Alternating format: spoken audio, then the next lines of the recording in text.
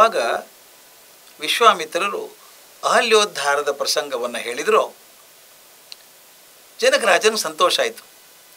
ಆದರೆ ಅದಕ್ಕಿಂತ ಹೆಚ್ಚು ಸಂತೋಷ ಆದದ್ದು ಯಾರಿಗೆ ಗೊತ್ತಾ? ಶತಾನಂದ ಋಷಿಗಳಿಗೆ. ಮಗ, ಅಹಲ್ಯ ಮಗ ಆತ, ಕುಲಪುರೋಹಿತ ಆದರೂ ತಕ್ಷಣ ಕುತೂಹಲದಿಂದ ಕೇಳ್ತಾನೆ. ಸಂತೋಷದಿಂದ ರೋಮಾಂಚನ ಆಗಿರ್ಬೇಕು ಆತನಿಗೆ. ಶತಾನಂದರು ಗೌತಮ ಮುನಿಯ ಜ್ಯೇಷ್ಠ ಪುತ್ರ, ದೊಡ್ಡ ತಪಸ್ಸು ಮಾಡಿ ಮಹಾ ತಪಸ್ವಿ ಅಂತ ಹೆಸರಾಗಿದ್ದವರು, ದಿವ್ಯ ತೇಜಸ್ಸನ್ನು ಸಂಪಾದನೆ ಮಾಡಿಕೊಂಡವರು. ಅವರಿಗೆ ಶ್ರೀರಾಮನ ದರ್ಶನ ಆದಾಗಲೇ ಒಂದು ಆಶ್ಚರ್ಯ ಅನಿಸಿತ್ತು. ಈ ಹುಡುಗ ಸಾಮಾನ್ಯ ಅಲ್ಲಪ್ಪ, ಏನೋ ಅಸಾಧ್ಯ ಇದ್ದಾನೆ ಹುಡುಗ ಅಂತ ಅನಿಸಿತ್ತು ಅವ್ರಿಗೆ. ಯಾವಾಗ ಅಹಲ್ಯೋದ್ಧಾರ ಆಯಿತು ರಾಮನಿಂದ ಅಂತ ಅವ್ರು ಹೇಳಿದ ಮೇಲೆ ವಿಶ್ವಾಮಿತ್ರನ ಕೇಳ್ತಾರೆ, ಬ್ರಹ್ಮರ್ಷಿಗಳೇ, ಇಷ್ಟು ದೀರ್ಘ ತಪಸ್ಸಲ್ಲಿದ್ಲಲ್ಲ ನಮ್ಮಮ್ಮ 1000 ವರ್ಷಗಳಿಂದ, ಆಕೆ ರಾಮನನ್ನು ನೋಡಿ ಸಂತೋಷ ಆಯ್ತು ಆಕೆಗೆ? ಈ ರಾಜಕುಮಾರರು ಬಂದಿದ್ದಾರಲ್ಲ, ಇವರಿಂದ ನನ್ನ ತಾಯಿ ಉದ್ಧಾರ ಆದ್ಲು. ಆಕೆ ಈ ಹುಡುಗರಿಗೆ ಸತ್ಕಾರ ಮಾಡಿಲ್ಲ. ಈ ರಾಮ ನನ್ನ ತಾಯಿಗೆ ಬೆಚ್ಚಗೆ ತೋರಿಸಿದ್ನ, ಕರುಣೆ ತೋರಿಸಿದ್ನ. ಆ ಇಂದ್ರ ಮಾಡಿದಂಥ ಕೆಟ್ಟ ಸುದ್ದಿಯನ್ನೆಲ್ಲ ಹೇಳಿದ್ದೀರಾ ಮಕ್ಕಳಿಗೆಲ್ಲ, ಇವರಿಗೆ ಅನಾಚಾರ ಮಾಡಿದ್ದನ್ನು ಹೇಳಿದ್ದೀರಾ? ಎಲ್ಲ ನಿಮಗೆ ಸಕಲ ಶ್ರೇಷ್ಠ ಆಗಲಿ ವಿಶ್ವಾಮಿತ್ರಗಳೇ. ಸಂದರ್ಶನ ಆದಮೇಲೆ, ರಾಮನ ಸಂದರ್ಶನ ಆದಮೇಲೆ ನನ್ನ ತಾಯಿ ರಾಮನಿಗೆ ಸಂಸ್ಕಾರ ಮಾಡಿದ್ಲ? ನನ್ನ ತಂದೆ ಏನಾದರೂ ಬಂದ್ರ ಅಲ್ಲಿ?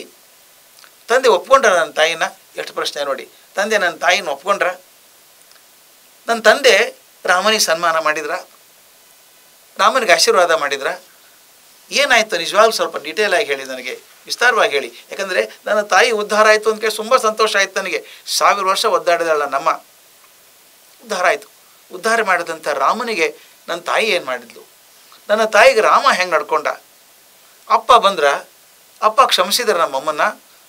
ಒಪ್ಕೊಂಡ್ರ? ಇದೆಲ್ಲ ಪ್ರಶ್ನೆಗಳನ್ನು ಸಾಲು ಸಾಲ ಕೇಳ್ತಾರೆ ಶತಾನಂದರು. ಆಗ ವಿಶ್ವಾಮಿತ್ರ, ಏನೂ ಚಿಂತೆ ಮಾಡಿಬಿಡಿ ಶತಾನಂದರೆ, ಎಲ್ಲವೂ ಸರಿಯಾಗಾಯಿತು. ಹೇಗೆ ದೈವದಲ್ಲಿ ಆಗಬೇಕು ಅಂತಿತ್ತು ಹಾಗೆ ಆಯಿತು. ನಿನ್ನ ತಾಯಿ ಉದ್ಧಾರ ಆಯಿತು. ಆಕೆ ಪಶ್ಚಾತ್ತಾಪದಿಂದ ದಗ್ಧಳಾದ್ದರಿಂದ ಆಕೆ ಕ್ಷಮೆನೂ ಸಿಕ್ತು. ಗೌತಮರು ಅಲ್ಲಿ ಬಂದರು. ಗೌತಮರು ಕೂಡ ತನ್ನ ಹೆಂಡತಿಯನ್ನು ಒಪ್ಕೊಂಡ್ರು. ಇಬ್ಬರು ಹೆಂಡತಿ ಚೆನ್ನಾಗಿದ್ದಾರೆ, ಈಗ ಅವ್ರ ಜೊತೆಗೆ ಇದ್ದಾರೆ. ರಾಮ ತನ್ನ ತಾಯಿಗೆ ತೋರಿಸುವಂಥ ಪ್ರೀತಿಯನ್ನು ಅಹಲ್ಯಕ್ಕೆ ತೋರಿಸಿದ್ದಾನೆ. ಅಹಲ್ಯೆ ಸತ್ಕಾರ ಮಾಡಿದ್ಲು. ಗೌತಮರು ಸನ್ಮಾನ ಮಾಡಿದ್ದಾರೆ ರಾಮನಿಗೆ. ರಾಮ ಅವರ ಆಶೀರ್ವಾದ ಪಡ್ಕೊಂಡ. ಎಲ್ಲ ಸರಿಯಾಯಿತು. ಇದೆಲ್ಲ ಚೆನ್ನಾಗಾಯಿತು. ಹೇಗಾಯಿತು ಅಂತ ಮಾತು ಹೇಳ್ತಾರೆ. ಬಜಾ ಇದೆ ಉತ್ತರ. ಅದು ಸಾಂಗತ ಮುನಿನಾ ಪತ್ನಿ ಭಾರ್ಗವೇಣೇವ ರೇಣುಕ ಅಂತ ಹೇಳ್ತಾರೆ. ಇದು ಮಾತು ವಿಚಿತ್ರ. ಅದು ಹೇಗೆ ಗೌತಮರು ಸೇರಿಕೊಂಡ್ರು ತನ್ನ ಹೆಂಡತಿಯನ್ನು ಅಂದರೆ ಎಷ್ಟು ಚೆನ್ನಾಗಿದೆ ನೋಡಿ. ಗೌತಮರು ಬಂದರು, ಹೆಂಡತಿ ಅಹಲ್ಯನ ಸ್ವೀಕಾರ ಮಾಡಿದರು. ಅದು ಹೇಗಾಯಿತು ಅಂದರೆ ಸಂಗತ ಮುನಿನಾ ಪತ್ನಿ ಭಾರ್ಗವೇಣೇವ ರೇಣುಕ ಅಂತ. ಅಂದರೆ ಹೇಗೆ ರೇಣುಕೆ ಜಮದಗ್ನಿಯನ್ನು ಪುನಃ ಸೇರಿಕೊಂಡ್ಲೋ ಹಾಗಾಯಿತು ಅಂತ. ಈ ಪದ ಗಮನಿಸ್ಬೇಕು. ಯಾಕೆ ಮಾತನ್ನು ಹೇಳ್ತಾರೆ? ಪುನಃ ಸೇರಿಕೊಂಡ್ರು ಅಂತ. ರೇಣುಕೆಗೆ ಮನಸ್ಸು ಚಂಚಲಾಗಿತ್ತು ಒಂಚೂರು. ಗೊತ್ತು, ಕತೆ ಗೊತ್ತದು. ನೀರು ತರಕ್ಕೆ ಹೋಗಿದ್ದಾಳೆ ರೇಣುಕೆ ನದಿಗೆ. ಅಲ್ಲಿ ಗಂಧರ್ವರು ಆಟ ಆಡ್ತಿದ್ದಾರೆ. ಅವ್ರು ಹೆಂಗಸರು ಗಂಡಸರು ಸ್ವಲ್ಪ ರೊಮ್ಯಾಂಟಿಕ್ಕಾಗಿ ಆಡ್ತಿರ್ಬೇಕಲ್ಲಿ ನೀರಲ್ಲಿ. ಅದನ್ನು ನೋಡಿ ಒಂದು ಕ್ಷಣ ಮನಸ್ಸು ಚಂಚಲಾಗಿರಬೇಕು ರೇಣುಕೆಗೆ. ತಕ್ಷಣ ವಿಚಾರ ಮಾಡಬಾರ್ದಾಗಿತ್ತು ನಾನು ಅಂತ ಹೇಳಿ ನೀರು ತೊಗೊಂಡು ಬರ್ತಾಳೆ. ಬಂದಾಗ ಜಮದಗ್ನಿ ಕೋಪ ಬೇರೆ ಜಾಸ್ತಿ. ಮಗ ಕರಿತಾರೆ, ದೊಡ್ಡ ಮಗನ ಕರೀತಾರೆ, ನಿಮ್ಮ ತಾಯಿ ತಲೆ ಕತ್ತರಿಸಿ ಸಾಕು ಅಂತಾರೆ. ಮೊದಲೇನು 3 ಜನ ಇಲ್ಲ ಅಂತಾರೆ. ಆಗ ಪರಶುರಾಮ ಬರ್ತಾನೆ, ಕಡೆ ಮಗ ನೋಡೋ ಇವ್ರು ಯಾರೋ 3 ಜನ ಇಲ್ಲ. 3 ಜನ ಸತ್ತೋಗ್ಬಿಡ್ತಾರೆ, ಶಾಪ ಕೊಟ್ಬಿಡ್ತಾರೆ, ನನ್ನ ಮಾತು ಕೇಳಲ್ಲ, ನೀವು ಸತ್ತೋಗಿ ಅಂತ. 4ನೇ ಮಗ ಬಂದಾಗ ನೀನು ತಲೆ ಕತ್ತರಿಸು ಅಂತಾರೆ. ಅವನು ಏನು ಮುಂದೆ ನೋಡೋದಿಲ್ಲ, ತಾಯಿ ತಲೆ ಕತ್ತರಿಸ್ಬಿಡ್ತಾನೆ. ರೇಣುಕೆ ಸತ್ತೋಗ್ತಾಳೆ. ನೋಡಪ್ಪ ಮಗು, ನಾನು ಹೇಳಿದ್ದೆಲ್ಲ ಮಾಡಿದ್ಯಾ, ನಿನಗೆ ವರ ಕೊಡ್ತೀನಿ ಅಂತ. ಪರಶುರಾಮ ಬುದ್ಧಿವಂತ, ಅಪ್ಪರು ಕೇಳ್ತಾನೆ, ಹಾಗಾದ್ರೆ ವರ ಕೊಡೋದಾದರೆ ಒಂದು ಕೊಡಿ, ದಯವಿಟ್ಟು ನನ್ನ ತಾಯಿ ನನ್ನ ಅಣ್ಣಂದರು ಜೀವ ಬರೋ ಹಾಗೆ ಮಾಡಿ ಅಂತಾರೆ. ಮತ್ತೆ ಬಂದುಬಿಡ್ತಾಳೆ. ಮತ್ತೆ ರೇಣುಕೆ ಸೇರಿಕೊಂಡ್ರು. ಕತೆಗೆ ಸಮಾಂತರ ಇದೆ ಅಲ್ವಾ? ಇಲ್ಲಿ ಅಹಲ್ಯೆ ಕೂಡ ತನ್ನ ಮನಸ್ಸು ಚಂಚಲಾಗಿ ಇಂದ್ರನ ಜೊತೆಗೆ ಸೇರಿಕೊಂಡ್ಳು. ಈಗ ಪಶ್ಚಾತ್ತಾಪದಿಂದ ಬಂದಿದ್ದಾಳೆ.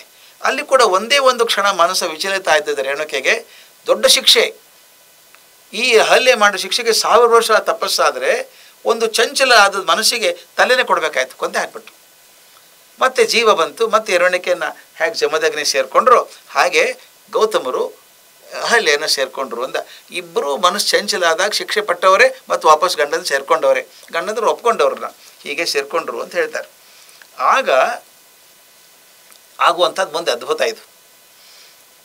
ರಾಮಾಯಣದ ಬಾಲಕಾಂಡದಲ್ಲಿ ಬರೋದು ಮಾತ್ರ ಡಿಟೇಲ್ ಆಗಿ ಬರುವಂಥದ್ದು ಇದು.